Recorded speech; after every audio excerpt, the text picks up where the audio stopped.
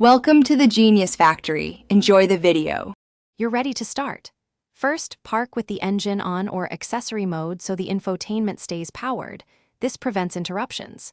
Make sure your iPhone is unlocked, Bluetooth enabled, and that you have a certified lightning cable nearby because a wired reconnection may be required.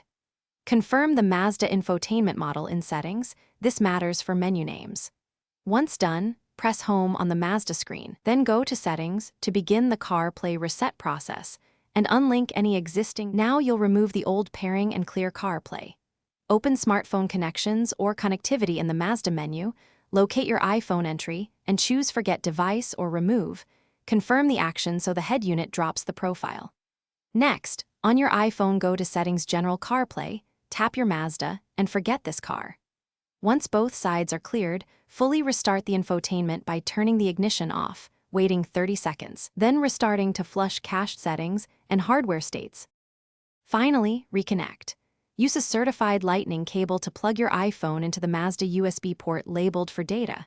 Accept the CarPlay prompt on your phone and the infotainment display. If wired CarPlay still won't start, attempt Bluetooth pairing first, then enable wireless CarPlay in settings. Sometimes the head unit prefers a handoff. If issues continue, update your iPhone's iOS and the Mazda firmware, or perform a factory system reset. Troubleshooting tip: try a different Apple cable. Many CarPlay faults. Thanks for watching. If you found this helpful, don't forget to like and subscribe.